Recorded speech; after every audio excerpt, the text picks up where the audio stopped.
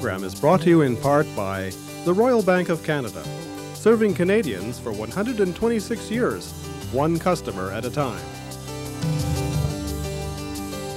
Hello, I'm Ken Cavanaugh. This is the Disability Network, where on this program you're finding us in a cozy little pub.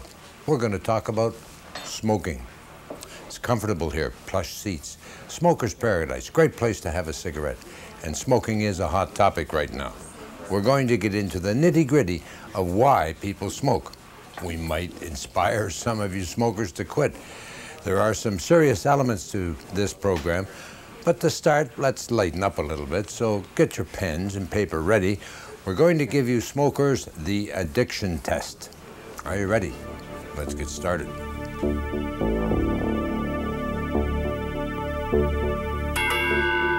How soon after you wake up do you smoke your first cigarette? If it's within 5 minutes, give yourself 3 points. If it's within 6 to 30 minutes, 2 points. If it's half an hour to an hour after you get up, 1 point. And if it's more than an hour after you get up, no points. The next question, do you find it difficult when you aren't allowed to smoke in places like an office or a movie theater? If you do, give yourself 1 point. If it doesn't bother you, don't give yourself any points. If you had to give up one cigarette, which one would you hate to give up the most? That first one in the morning or any of the others? If it's the first one in the morning, score another point. If it's any of the others, no points. On average, how many cigarettes a day do you smoke? If it's more than 31, give yourself 3 points. If you usually smoke 21 to 30 cigarettes a day, 2 points. 11 to 20 cigarettes a day, 1 point, and if you smoke less than 10 cigarettes per day, no points. Do you smoke more cigarettes during that first couple of hours after you wake up than you do during the rest of the day? If you don't, give yourself 2 points. If you do, it's 1 point. Do you smoke when you're so sick that you're in bed most of the day? If you do, give yourself 1 point. If you don't, no points. Now, tally up your points. If you scored higher than 7, it means you're probably addicted to nicotine. If you scored less than 7, smoking then may be just a habit for you. Either way, if just taking the test made you light up a cigarette, you're probably addicted in some way. Most smokers try to quit about 7 times before they actually do it for good. And there are 5 main stages you'll go through during the quitting process. 1, you're not thinking about quitting. 2, you're thinking about quitting at some point in time. 3, you want to quit in the near future. 4, you've just quit. 5, you quit a while ago. You're trying to remain a non-smoker. Identify which stage you're at, and we'll give you some information about how to go about quitting later in the program.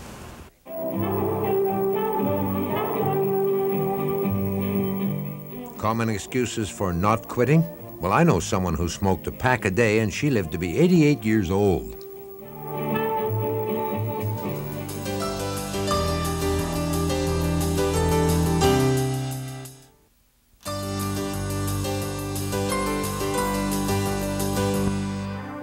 Nicotine. C10H14N2. Poisonous to humans. Less than 50 milligrams is fatal within a few minutes. Smokers inhale about 3 milligrams of nicotine from each cigarette. There are lots of reasons why people smoke, things like peer pressure, advertising, and upbringing. But there are other reasons. We didn't always smoke so much. Over the past 500 years, changes in technology and big business have made smoking easier, cheaper, and more acceptable. In this next segment, we'll see how smoking gradually became an everyday part of our lives. Before the 1500s, tobacco was discovered and used by some of the First Nations peoples in the Americas. They developed cigarettes, cigars, chewing tobacco, and pipes. When European explorers came to North America, they were introduced to tobacco, and the cigarette market opened up around the world.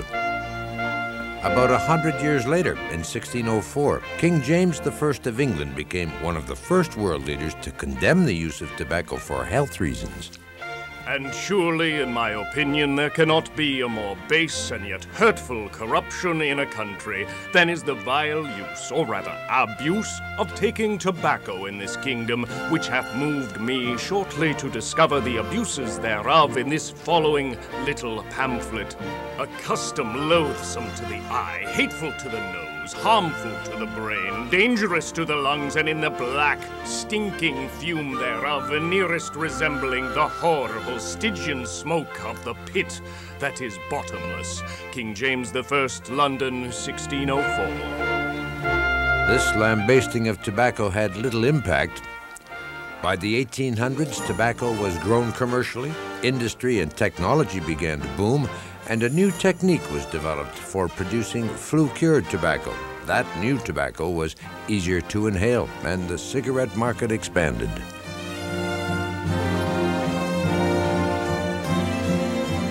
The market for cigarettes grew again in the late 1800s. Matches and cheap manufactured cigarettes made it convenient to smoke.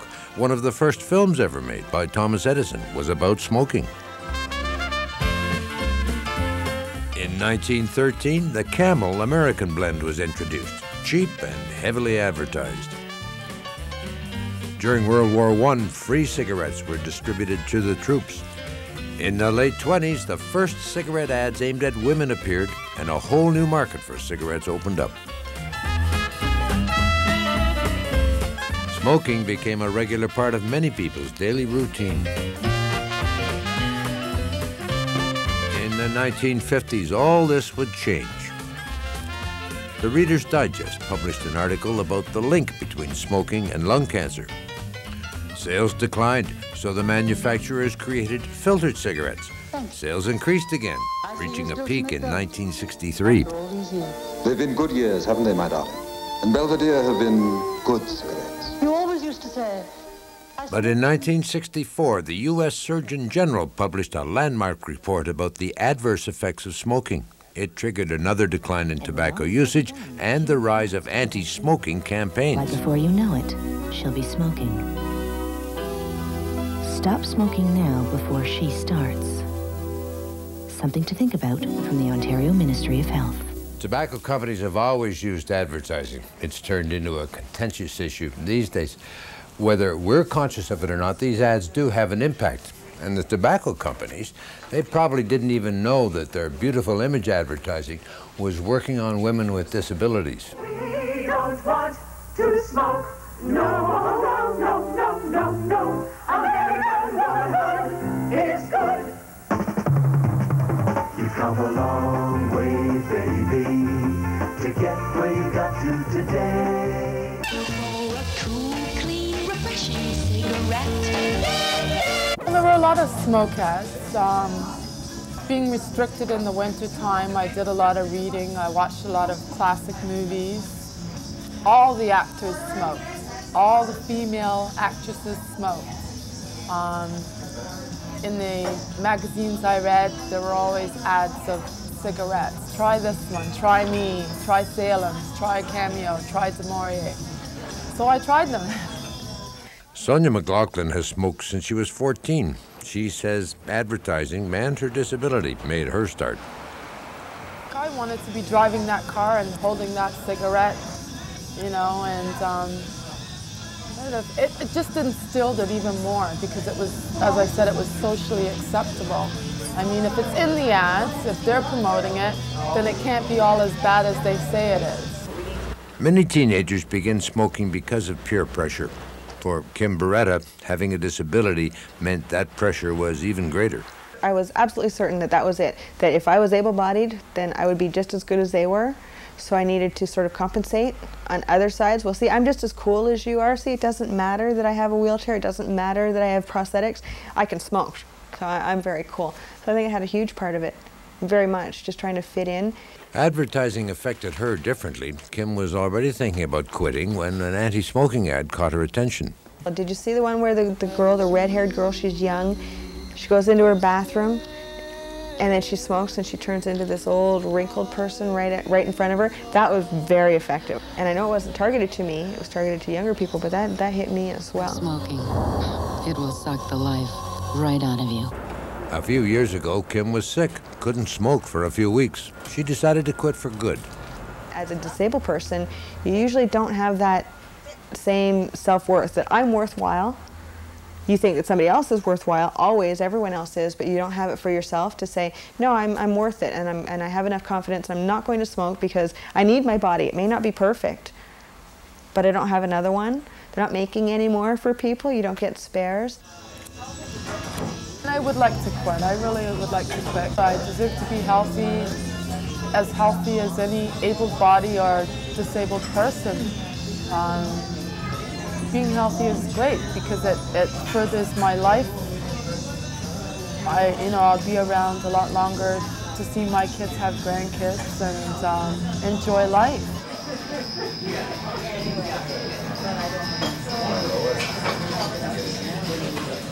When you want to quit, you really need to plan ahead. Decide on a quit date. Pick a date that will be relatively free of stress and when you'll be away from the things that trigger you to smoke. Give yourself some time to prepare between now and your quit date. Try to figure out why you smoke. Also, take a look at other times you've tried to quit and figure out what went wrong on those occasions. When your quit date does roll around, do it. Later in the show, we'll give you some hints about how to stay off the cigarettes once you have quit.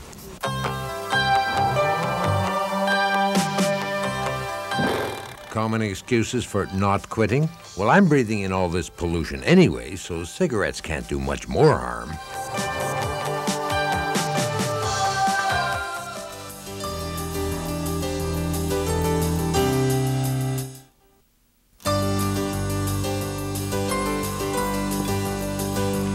Everyone does have a hard time quitting, but people with psychiatric disabilities seem to have a harder time than anybody else. As many as 80 to 90% of people with psychiatric disabilities do smoke. That's almost 3 times the Canadian average. And when they decide to quit, the odds are stacked against them. One summer, my parents put out a tent outside for us to crash out there in the summer and enjoy ourselves. And I took 2 of my parents' cigarettes and got together with my friend Diana Lynn, and we went out there and she turned purple, and I didn't faze me one little bit. From there on, I was a smoker. Sheila Patterson has schizoaffective disorder. Schizoaffective disorder can include symptoms such as depression, manic behavior, delusions, and hallucinations. And at one point I thought I was the Virgin Mary, and then how humble. And then I had one hospital stay, I had a roommate beside me, and I said, you know, I used to think I was the Virgin Mary when I was sick. And she said, that's funny, I'm the Virgin Mary. You know? So that cured me of that one. And I see all these cigarettes in the package, and I think, oh boy, I have them for the whole day, you know? Elizabeth Bayette has manic depression. She wishes she never had started smoking. It was a tailor-made pliers in a tin in the 40s or early 50s. And I thought I was gonna die. I just buckled over. I thought I was old enough to smoke. I was 14. It was like fire at one end and a fool at the other, you know. Dr. Joel Goldberg heads up a program in Hamilton, Ontario. They've been looking into the link between smoking and one psychiatric disability in particular, schizophrenia. He says there may be an actual biological reason for why so many people with schizophrenia have trouble quitting. In some people with schizophrenia, the frontal areas of the brain may be underactive or under-aroused. Cigarette smoking has been found within 7 seconds of inhaling a cigarette to release a neurochemical called dopamine through a part of the brain called the nucleus accumbens that actually provides a release and further activity in these underactive areas. Medications are often used to control the negative symptoms of a psychiatric disability, and some people experience side effects from those medications, things like a lack of concentration, failing memory, and a lack of motivation. Some people say that the nicotine actually alleviates some of those side effects. The medication I'm on slows down my heart, slows down my thinking pattern so much that when I have a cigarette, I'm able to think and become motivated more. Okay, now I'll have a smoke and then I'll vacuum. Okay, now I'll have a smoke and then I'll be out the door. There are cleaner ways of getting nicotine, though, like the patch or gum, and the health risks with smoking are high. So Sheila and Elizabeth went to Valerie Sanford at the Butt Out Smoking Strategy, or BOSS program in Saskatoon. Valerie points out that quitting is a scary thing for these people. People can experience a lot of their negative symptoms of their illness when they do quit smoking, so they need to be prepared for that. They need to have other coping mechanisms in place, other substitutes, so that they don't become sicker. Not everybody's ready to quit smoking. The people attending the BOSS program have to go through a process with Valerie to find out what they need. Your only friend is a cigarette, and I try praying and delaying. And if someone is looking for a little bit of advice, it's an open door policy. We also have a support group that runs every Friday, and the process to get into that is very simple too, basically showing up and showing an interest in that. In order to join the formal cessation program, which is 10 weeks long, the people are referred to us by a psychiatrist.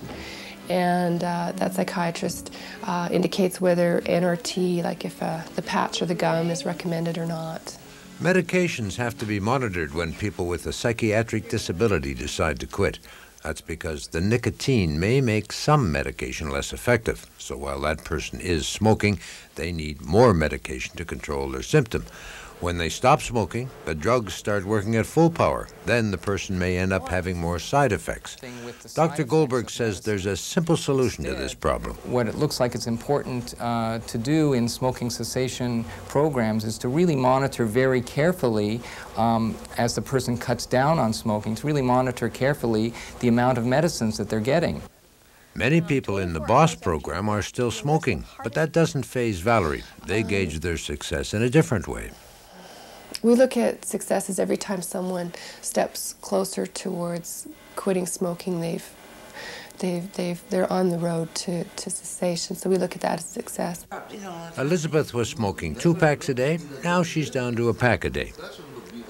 Sheila is still smoking about 20 hand-rolled cigarettes a day. But she started the process of thinking about quitting and learning the tools she needs to do that. Communication skills, relaxation skills, why I'm having a cigarette at a certain time, and what to replace it with.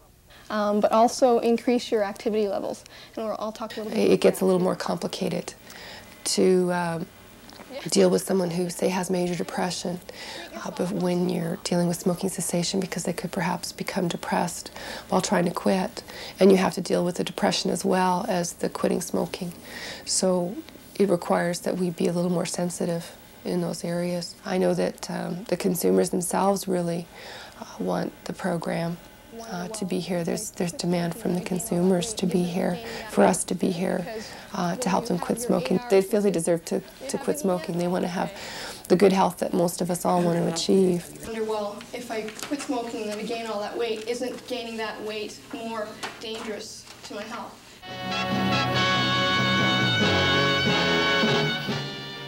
Common excuses for not quitting? I'm too stressed out. Come to Marlboro country.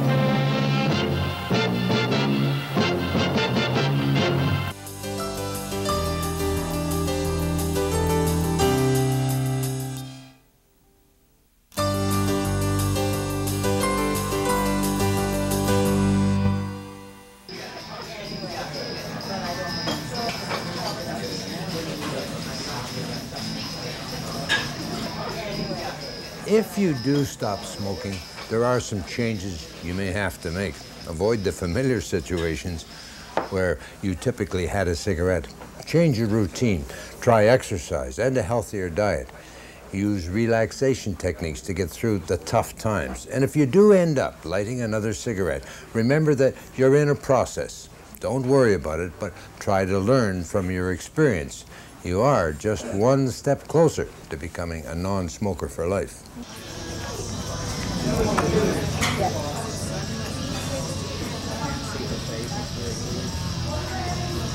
Some smokers think they've been smoking for so long it won't make a difference whether they quit or not.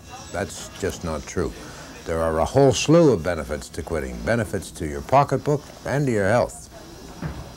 After a year without smoking, your risk of having heart disease drops by almost half. After 5 to 10 years, your risk of developing smoking-related cancer drops, and 10 to 15 years after you quit, your risk of dying goes down to almost the same risk as someone who hasn't ever smoked. Remember one important thing. Most people who manage to quit smoking do it on their own. They don't require any official, formal quit smoking program. If you'd like any further information, please contact your local lung association.